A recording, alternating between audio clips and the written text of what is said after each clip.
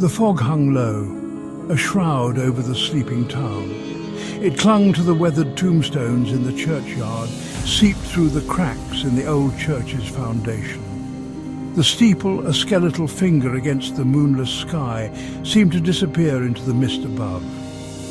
Below, the town slept, unaware of the tendrils of cold that snaked through the streets, a silent, unseen menace. Even the wind held its breath, leaving the silence unbroken, save for the occasional creak of the old church doors, groaning like the whispers of the dead. Inside, shadows danced on the dusty pews, cast by the flickering light of a single candle left burning near the altar. It was an echo of the life that once filled the building, now replaced by an unsettling emptiness. The air was thick with the scent of damp wood and incense, a musty perfume that spoke of forgotten rituals. Even the faintest sound seemed amplified, bouncing off the high, vaulted ceilings, turning every rustle into a threat, every sigh into a whispered warning. Amen. Sarah knelt beside her bed, head bowed. Candlelight flickered, casting dancing shadows across the walls of her small room. Her hands were clasped, fingers intertwined, a rosary nestled between them. Her eyes were closed, her face bathed in the warm glow of the candle, a picture of serene devotion. She whispered her prayers, each word slow and deliberate, imbued with quiet desperation. This nightly ritual was her anchor, her solace in the face of the growing unease that had settled over her like the fog that blanketed the town. But tonight, something felt different. The air seemed heavier, the silence more profound, pressing in on her, suffocating her. As she spoke the last Amen, a voice echoed hers. It was soft, a breath, almost indistinguishable from the silence that followed. She lifted her head, eyes widening, heart pounding against her ribs. She looked around the room, searching for the source of the sound, but she was alone.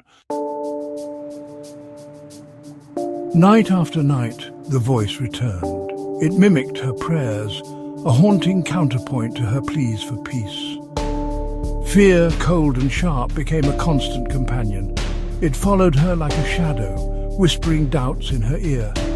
Sleep offered no escape, her dreams plagued by the same chilling echo. She tried different rooms, different prayers, even venturing outside the town limits, hoping to outrun the voice that clung to her like a curse. But it was always there, a constant reminder of an unseen presence that seemed to feed on her terror. The fear began to consume her, seeping into her waking hours, poisoning her thoughts. She withdrew from her friends, her family, her laughter silenced, her eyes reflecting the growing darkness within. Sarah knew she couldn't keep this a secret any longer. There was only one person she could possibly turn to, one person she hoped would believe her, would help her, the pastor of the old church. He was a beacon of hope and faith in the fog-laden town, a man who had dedicated his life to battling the unseen forces that lurked in the shadows.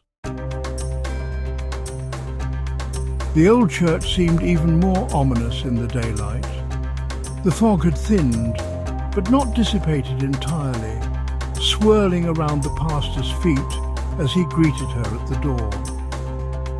He listened patiently, his weathered face etched with concern as Sarah recounted her experiences. It's mocking me. It feeds on my fear. I can feel it. Fear is a powerful tool, child, but faith is stronger. You are not alone in this fight. He spoke of ancient forces, of spiritual battles fought in the shadows, of the unwavering power of true faith. Wear this. It is a symbol of protection, a reminder that you are not alone. That night, Sarah prayed with a newfound determination. She clutched the crucifix, its cool metal a comfort against her skin. The fear was still there, but it was different now. It was overshadowed by a glimmer of hope, a spark of defiance ignited by the pastor's words. She finished her prayers. The echo came, as she knew it would. But this time, she didn't cower. She stood tall, her voice strong and clear as she spoke the words the pastor had taught her. Begone, entity of darkness. You have no power here. I am a child of God, and I am protected by his love. The room seemed to vibrate, the air growing thick and heavy. The candle flickered violently, casting grotesque shadows that danced on the walls. Then, as quickly as it began, it was over. Silence descended, heavy and absolute. The echo was gone. Sarah emerged from her room, the morning light a welcome sight. The fog had lifted, revealing a town bathed in sunshine. The air felt lighter, cleaner, as if a weight had been lifted. She made her way to the church, her steps lighter than they had been in weeks. The pastor greeted her with a knowing smile. You faced your fear with courage and faith. Remember this moment, Sarah. Remember the power that resides within you. As she walked back through the town, Sarah realized that the peace she felt wasn't just the absence of fear. It was the presence of something else, something stronger, something that resonated deep within her soul. It was the unwavering certainty of faith, the unshakable knowledge that she was never truly alone.